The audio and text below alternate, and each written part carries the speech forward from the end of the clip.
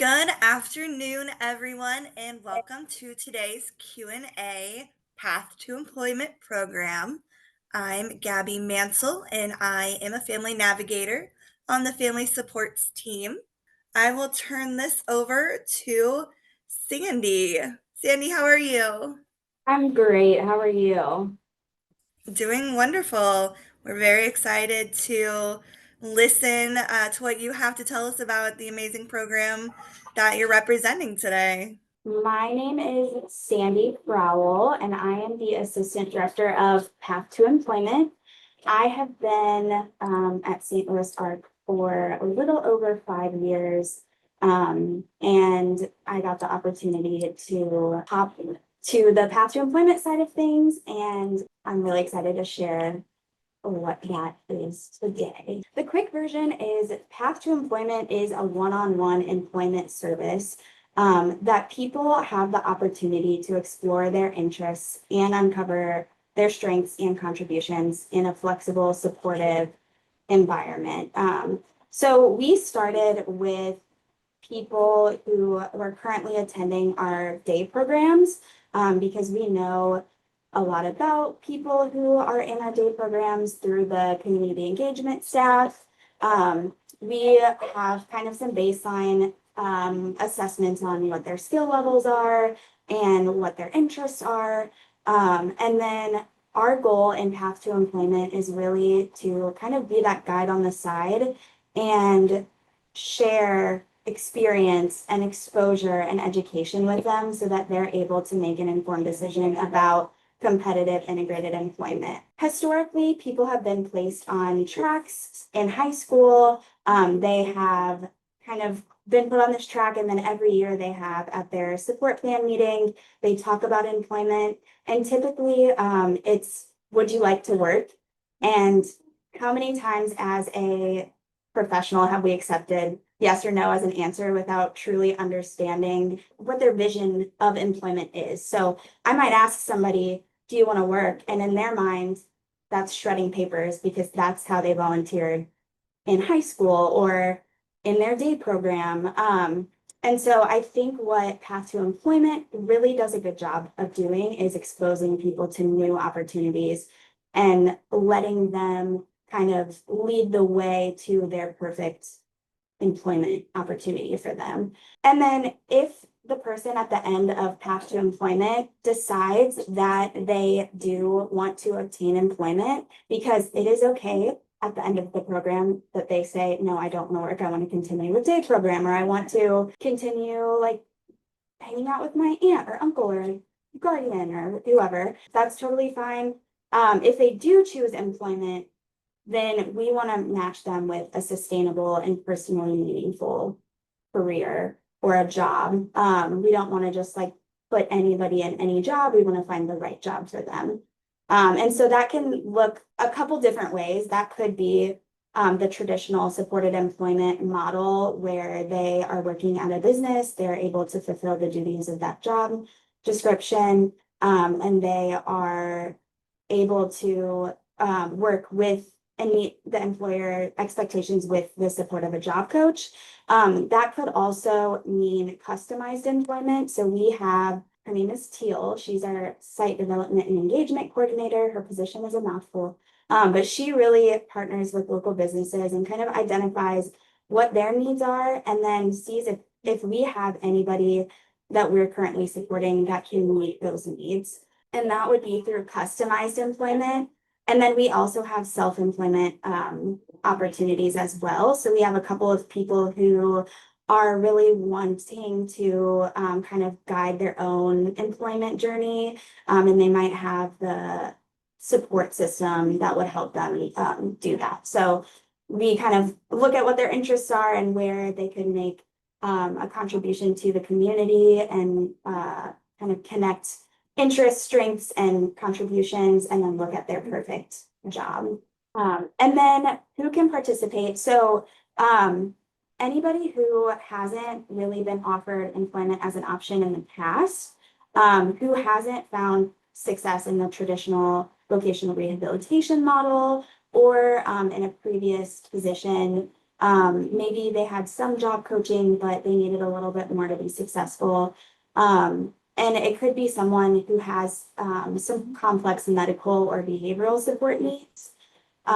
Or they might need that long-term job coaching or safety supports.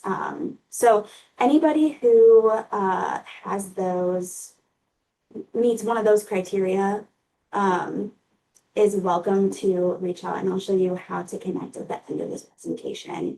And we'll talk about funding as well. Great. I think one of our questions that we were asked is, at what age does the program start?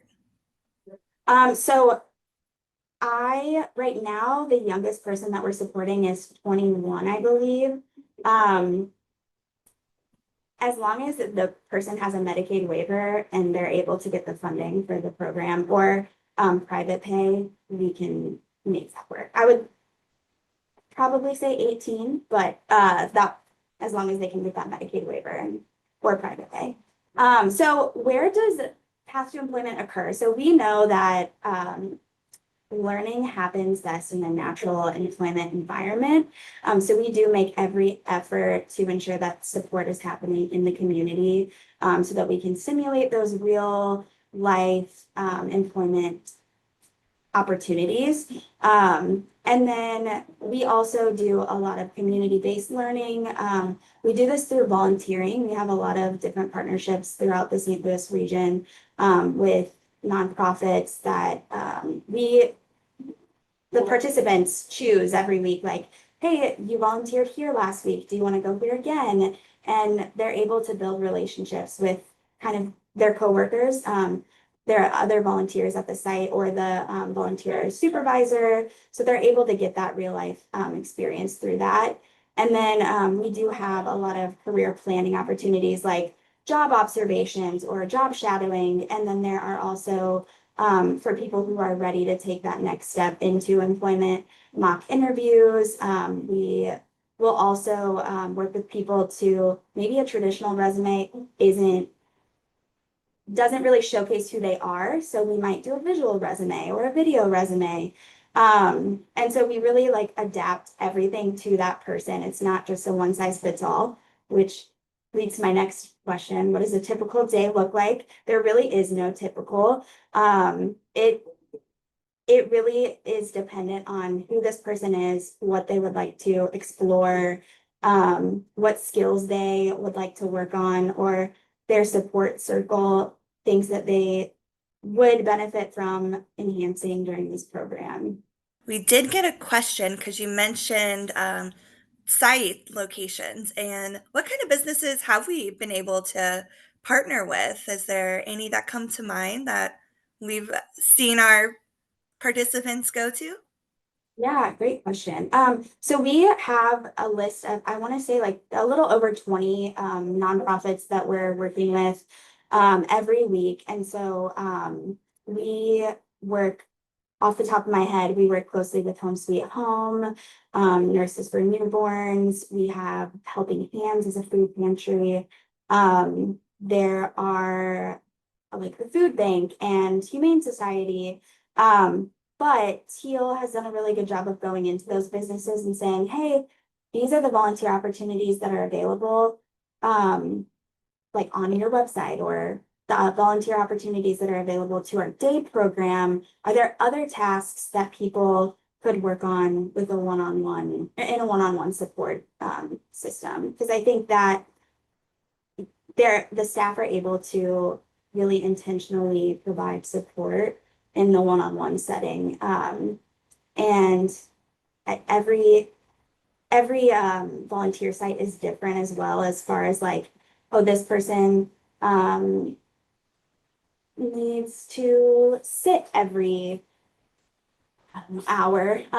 They're really flexible with us in that situation. And so through this process, we're also uncovering like in a work environment, what accommodations would this person need to be successful? I love that you mentioned that, one-on-one support. And just to piggyback off that, is there also support with learning some of those social skills for the workplace as well as those tangible physical skills? Absolutely. So I'm gonna go to the next slide, which talks about how we support people Perfect. soft skills. And soft skills are those transferable skills that we take from job to job. So they're things like communication, workplace appropriate conduct, grooming and hygiene, problem solving. The list goes on and on. There are so many soft skills, and we know that not everyone is going to need to be working on the same soft skills. We all have strengths and we all have areas of opportunity. And so we really like take a deep dive at the beginning of the process and look at like, where does this person sparkle? Where do they shine? What are their strengths? And what opportunity do we have here to help them grow? And so part of this is everything that we do, we have a soft skill focus on. So when we're working with somebody on job shadowing, like we're going in beforehand, we're going to prepare questions that they can ask, and role play communication. And we might point out some safety hazards in the work environment, or talk through like, okay, what do we do in an emergency in this situation? And then also we have Teal also teaches, ODEP has Skills to Pay the Bills curriculum, and she's adapted that a little bit to meet the learning needs of our people that we support. And so what she does is she will explicitly teach a topic once a month, and it's like a 45-minute class. She explicitly teaches it, gives them the opportunity to actually put it into practice in a small group setting, where they're still getting one-on-one support from that staff, but they're also with other peers who are in Path to Employment, going through the same process that's individualized to their needs. And then what she does is she kind of assigns them that skill for the month.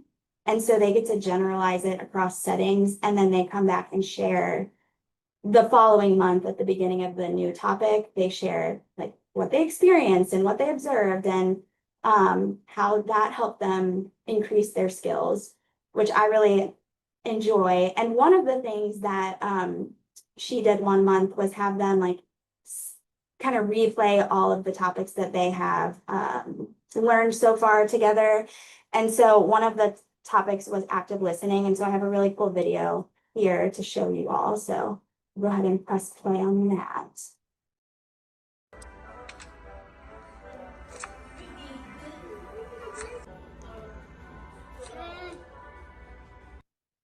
Hold on. Doing tonight. I'm just at work. Not really doing anything. Just a quiet day of my work. What do you want? I am meeting with Megan. Hold on. Hi, I'm Teal. Who are you going to meet? I am meeting with Megan. Oh, I'm not Megan. I'm Teal. Do we have a mix-up? Whoops.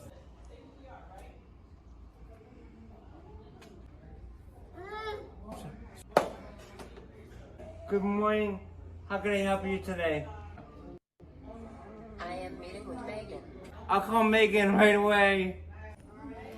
Hi, I'm Megan. How can I help you? I am meeting with Megan. That's me.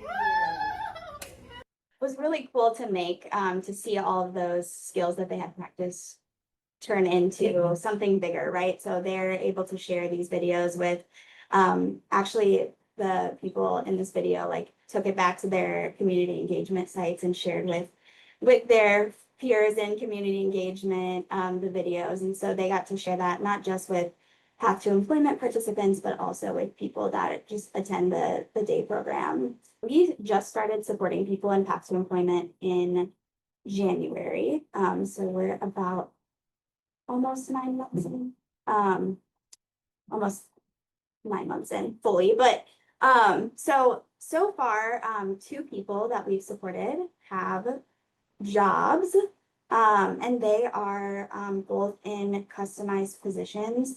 They're so happy, and they're doing an amazing job. And They do have a little bit more support than, like I said, the traditional employment services model would have. But for the most part, they're able to work independently with some supervision, and like the safety support.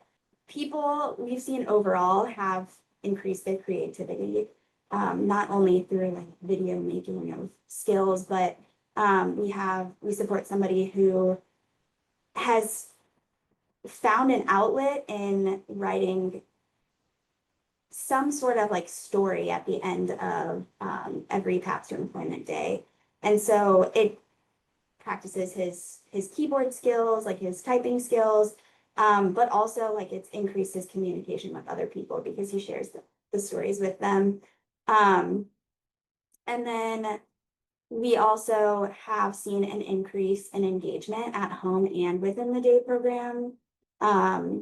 I was just in a meeting last week with a parent that said that Path to Employment has been game changing and that they couldn't have imagined that their adult, would be doing the things that he is currently doing. And so that was really cool to hear. We have seen a decrease in undesired behaviors.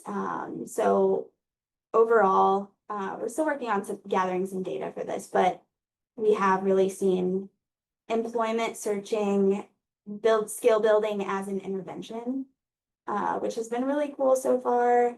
And then people are able to have an increase in supported decision-making opportunities. So they are really creating their schedule every week with their vocational support specialists, which is their direct support staff. They get to kind of, like I said, we're, as the staff, the guide on the side. They are really the sage on the stage. And then we also have growing partnerships with local nonprofits, which I discussed some of those earlier. But we are always looking for new nonprofits to partner with to provide people with new and exciting opportunities. And I am including a QR code here. This will take you to a link that has some questions on there, like, are you connected with any nonprofits? And we would love for you to share your connections with us so that we can continue to provide people with new and exciting opportunities. And then I did talk about the funding options already. We do currently are funded off of the Medicaid waiver, but we also do accept private pay. Would reaching out about private pay be something they should connect to you about or someone different? It's a great question. So if you have questions about pay or any questions in general, like to get started with Path to Employment, we do currently have a wait list. We're under the day services umbrella. So if you are interested or if you have follow-up questions, please send an email to dsintake@slark.org. And you can say, this is a question for Path to Employment, or I'm interested in Path to Employment, and then I will have that information, and then I can reach out and answer any follow-up questions. dsintake@slark.org. Perfect. So one of the questions we have is, would you recommend going through something such as neighborhood experiences or SWEP or long-term volunteering before getting involved into the Path to Employment program? If that is an opportunity, I would always say yes, because it doesn't hurt whenever, actually, it only helps whenever people come to Path to Employment and they have experiences to pull from. Initially, whenever people started Path to Employment, I sat down with each of them and asked them, like, what's your dream job? And a lot of them said, I don't know, or maybe I want to be a greeter at a retail store. It was the answers were very similar across the board. And so the more exposure to different opportunities, the better. And also any information about like how best to support the person or what environments worked for them, what didn't work, is super helpful for our team to have as well. Another question we had was, do the staff then stay with the individual longer than a typical job coach who fades out? So the goal is still to fade, right? The goal is independence. However, We do have the ability to stay with someone and continue to support them if that need is explicitly like communicated and justified for our funding. So we can support somebody 100% of the time as long as that justification is there. This question came in and was a good reminder about being funded by a waiver. Is there a specific waiver that is the funding portion? We are funded from the community-based waiver or the comprehensive waiver. And then I think my last question is, with helping find those jobs long term, are you also interested in helping the individuals look online for their job search as well? Yes, they can absolutely look online.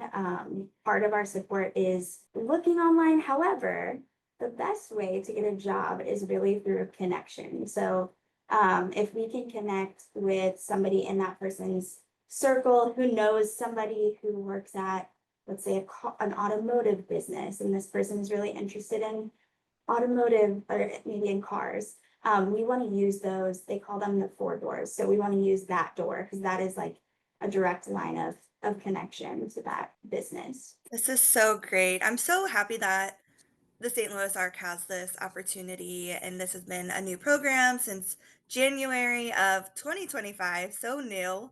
Do we know of other places that have something like this, or what does that look like? Are you aware? Yeah, so the funding in St. Louis, I want to say the most recent data I have heard is that less than 5% of providers provide DMH funded employment services.